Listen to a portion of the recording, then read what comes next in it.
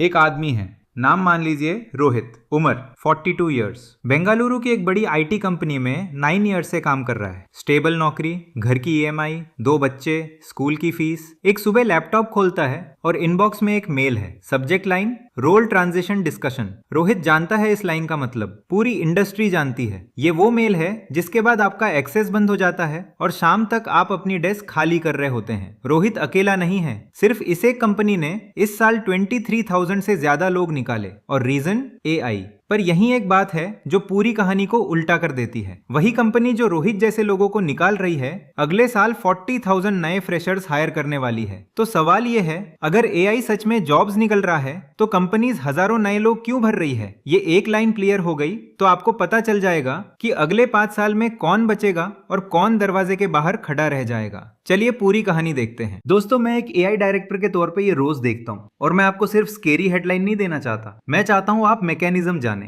क्योंकि जब आपको पता चल जाता है कि मशीन कैसे चल रही है, तभी आप उस मशीन से आगे निकल सकते हैं। तो पहले ये जानना पड़ेगा रोहित की नौकरी बनी कैसे थी, क्योंकि जो चीज आज टूट रही है वो एक एक्सीडेंट नहीं है, वो एक सिस्टम था, एक बहुत सोच विचार के बनाया गया सिस्टम। कहानी शुरू होती है 1990s के दशक में। उस वक्त पूरी दुनिया के कंप्यूटर एक छोटी सी प्रॉब्लम से परेशान थे, Y2K। साल 2000 आने वाला था और पुराने सिस्टम्स की डेट सिर्फ 2 डिजिट में लिखी जाती थी। सबको लगा सिस्टम्स क्रैश हो जाएंगे। इस प्रॉब्लम को ठीक करने के लिए लाखों प्रोग्रामर्स चाहिए थे, सस्ते और जल्दी। और वो कहां से आए? इंडिया से। 1996 से 1997 के बीच इंडियन कंपनीज ने लोकल इंजीनियरिंग ग्रेजुएट्स को भर भर के रिक्रूट किया, सिर्फ Y2K के लिए ट्रेन किया और उन्हें अमेरिका, यूरोप, ऑस्ट्रेलिया भेजा। इस पूरे खेल का एक नाम था बॉडी शॉपिंग। आपके पास स्किल्ड लोग हैं, आप उन्हें घंटे या दिन के हिसाब से क्लाइंट को भेज देते हैं। प्रोजेक्ट खत्म तो या नए क्लाइंट पे लगाओ या बेंच पे बैठाओ अगले काम तक। और यही से वो फॉर्मूला बना जिसने इंडिया की पूरी आईटी इंडस्ट्री खड़ी की। फॉर्मूला सिंपल था, 5 इंडियन इंजीनियर्स 1 अमेरिकन इंजीनियर की कीमत में, क्लाइंट खुश, कंपनी का मार्जिन शानदार। इस फॉर्मूला ने एक शेप बनाई,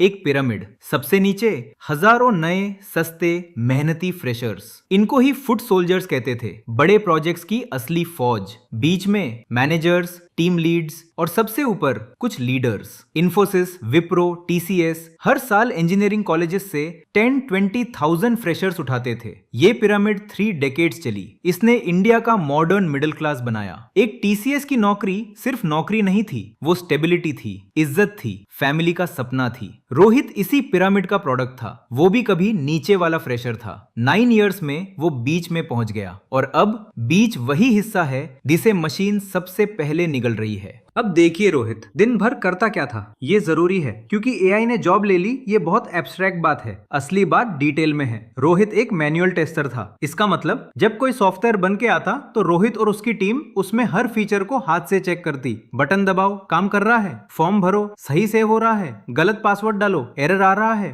हंड्रेड्स, थाउजेंड्स ऐसे केसेस एक एक करके मैन्युअली। ये काम दिमाग से ज्यादा पेशेंस और टाइम मांगता था, और इसीलिए इसमें बहुत सारे लोग लगते थे। अब आइए 2026 में एक एआई टूल को आप बस बता देते हैं कि सॉफ्टवेयर को क्या करना चाहिए। टूल खुद हजारों टेस्ट केसेस लिख देता है, खुद चला देता है, खुद बता देता है कहां क्या टूटा। जो काम 10 टेस्टर्स हफ्ते में करते थे, वो अब एक इंजीनियर एक एआई टूल के साथ एक दिन में कर देता है। तो कंपनी क्या करेगी? सीधा हिसाब है, एक फ्रेशर की सैलरी 4 से 6 लाख एनुअली। रोहित जैसा 9 इयर्स का इंजीनियर 18 से 25 लाख एनुअली। जब एक एआई टूल 3 लोगों का रूटीन काम कर देता है, तो कंपनी सबसे महंगी लेयर काटेगी, और वो लेयर है बीच वाली, रोहित वाली। इसीलिए ले ऑफ्स फ्रेशर्स पे नहीं हो रहे, मिडिल पे हो रहे हैं। जो 8 से 12 साल का एक्सपीरियंस रखता है, रूटीन रोल में है, manual testing, basic support, standard development, वही सबसे ज्यादा खतरे में है। ये वो रोल्स है जिन्हें एआई या तो पूरा कर देता है या इतना तेज कर देता है कि एक आदमी 3 का काम करे। और ये सिर्फ रोहित की कहानी नहीं है, नंबर्स भी यही बोल रहे हैं। सबसे चौंकाने वाला नंबर हायरिंग का। एक वक्त था जब इंडिया की आईटी इंडस्ट्री एक साल में 6 लाख फ्रेशर्स तक हायर करती थी। अगले ही साइकिल में ये नंबर गिरकर सिर्फ 1.5 लाख रह गया। 75% की ड्रॉप। पिरामिड की बेस, वो wide base of freshers, shrink होने लगी। ग्लोबली 2026 में अब तक 1,34,000 से ज्यादा लोग निकाले जा चुके हैं। एवरेज हर दिन 800 से ज्यादा नौकरियां। सबसे बड़ा सिंगल ले ऑफ ऑरेकल ने एक ही दिन में 30,000 लोग निकाल दिए। इंडिया में टीसीएस ने 23,000 से ज्यादा। सबसे बड़ा कट किसी इंडियन कंपनी का। ये छोटा मोटा एडजस्टमेंट नहीं है दोस्तों, ये एक पिरामिड है जो 3 डेकेड्स बाद अपनी शेप बदल रही है। और अगर कहानी यहीं खत्म होती तो ये एक बहुत उदास वीडियो होता, पर कहानी यहीं से पलटती है, क्योंकि जो दरवाजा रोहित के पीछे बंद हुआ, एक नया दरवाजा कहीं और खुल रहा है। और वो कहां है ये मैं आपको अभी बताता हूं। तो चलिए वापस उस पैराडॉक्स पे जो मैंने शुरू में पूछा था। अगर एआई जॉब्स निगल रहा है तो कंपनीज 40,000 फ्रेशर्स क्यों हायर कर रही है? अब जवाब साफ है, वो पुरानी मिडिल लेयर को काट रही है, रोहित वाली, क्योंकि वो महंगी है और उसका रूटीन काम एआई कर सकता है। और वो सस्ते फ्रेशर्स को इसलिए भर रही है क्योंकि फ्रेशर्स को एआई के साथ जीरो से ट्रेन किया जा सकता है। एक फ्रेशर जो शुरू से ही एआई टूल्स के साथ काम करना सीखता है, वो कल 3 लोगों का काम करेगा। कंपनी के लिए ये सस्ता भी है और फ्यूचर रेडी भी। तो दरवाजा बंद नहीं हुआ, दरवाजा छोटा हो गया और उसका शेप बदल गया। अब वो सिर्फ उनके लिए खुलता है जिनके पास नई चाबी है। अब मिलिए दूसरे कैरेक्टर से। नाम मान लीजिए अनन्या, 21 इयर्स, अभी अभी इंजीनियरिंग खत्म की। वो उस दरवाजे के सामने खड़ी है जो रोहित के पीछे बंद हो रहा था। अनन्या के 2 रास्ते हैं। पहला, वही पुराना रास्ता, टीसीएस, इन्फोसिस, विप्रो, कॉग्निजेंट, सिर्फ इन्हीं के दरवाजे पे लाइन लगाओ जैसे सब लगाते हैं। पर यही सबसे कॉम्पिटिटिव, सबसे भीड़ वाला और सबसे स्लो ग्रोथ सेगमेंट है। यहाँ ज्वाइनिंग महीनों महीनों लेट हो रही है। कुछ फ्रेशर 7 मंथ से ज्वाइनिंग डेट का वेट कर रहे हैं। सिर्फ यहाँ अटकी रही तो अनन्या भीड़ में खो जाएगी। दूसरा रास्ता, वो जो ज्यादातर लोग देख ही नहीं पाते। दोस्तों, एक पूरा नया रोजगार का समुंदर बन रहा है इंडिया में और उसका नाम है जीसीसी, ग्लोबल कैपेबिलिटी सेंटर्स। ये क्या है? ये दुनिया की बड़ी बड़ी कंपनीज के अपने इंडिया सेंटर्स हैं। वॉलमार्ट, जेपी मॉर्गन, गोल्डमैन सैक्स, एप्पल, सीमेंस, कैटरपिलर, शेल, ये अब किसी इंडियन आईटी कंपनी को काम आउटसोर्स नहीं करती। ये खुद हैदराबाद, बेंगलुरु, पुणे में अपने सेंटर खोल रही है और सीधा हायर कर रही है। और स्केल देखिए, ये जीसीसीज 3 से 4 लाख नए रोल्स ऐड कर रहे हैं। ये पुरानी बॉडी शॉपिंग वाली सर्विसेज पिरामिड नहीं है। यहाँ काम ज्यादा इंटरेस्टिंग है, पे बेहतर है और वो बेंच कल्चर नहीं है जहां आप काम का वेट करते बैठे रहते थे। फर्क देखिए, पुराने मॉडल में अनन्या एक वेंडर की तरफ से किसी क्लाइंट के लिए काम करती, बीच में लेयर, बीच में मार्जिन। जीसीसी मॉडल में वो सीधा वॉलमार्ट या गोल्डमैन के लिए उनके ही प्रोडक्ट पे काम करती है। वही काम पर ज्यादा पैसा, ज्यादा सीख और ज्यादा इज्जत। और सिर्फ जीसीसी नहीं,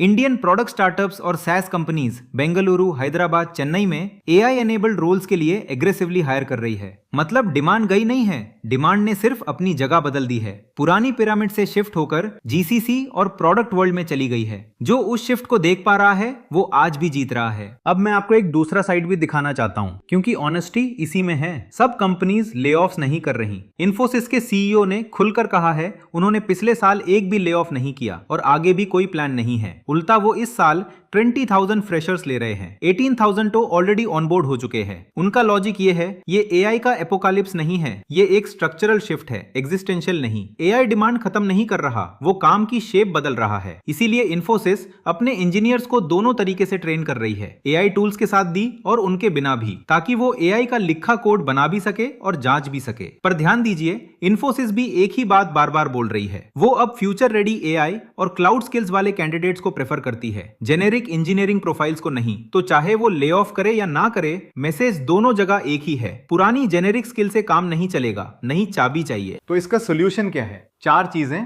और तीसरी सबसे इंपॉर्टेंट है। पहला, एआई को दुश्मन मत मानो, टूल बनाओ। ये सबसे बड़ी गलती है जो लोग कर रहे हैं। जो फ्रेशर एआई के साथ काम करना सीख जाता है, वही 3 लोगों का काम करेगा और वही बचेगा। कंपनीज खुद बोल रही है कि उन्हें एआई और क्लाउड स्किल्स वाले लोग चाहिए। तो अनन्या का पहला काम, किसी एक एआई टूल में इतनी मास्टरी की वो उसे आंख बंद करके चला सके। दूसरा, सिर्फ कोडिंग मत सीखो, प्रॉब्लम सॉल्विंग सीखो। एआई कोड लिख देगा, ये अब सच है, पर क्या बनाना है, क्यों बनाना है और जो बना है वो सही है या नहीं, ये इंसान डिसाइड करेगा। कंपनीज खुलकर बोल रही है कि अब वो डीप सब्जेक्ट मैटर एक्सपर्टीज को प्रीमियम देंगी। मतलब अपने डोमेन की इतनी गहरी पकड़ की एआई आपको रिप्लेस ना कर सके, बल्कि आपका टूल बन जाए। तीसरा और ये सबसे जरूरी, सिर्फ टीसीएस, इन्फोसिस, विप्रो के दरवाजे पे मत खड़े रहो। यही वो गलती है जिसमें लाखों फ्रेशर्स अटक जाते हैं। GCCs, Walmart, JP Morgan, Goldman, Apple के इंडिया सेंटर्स,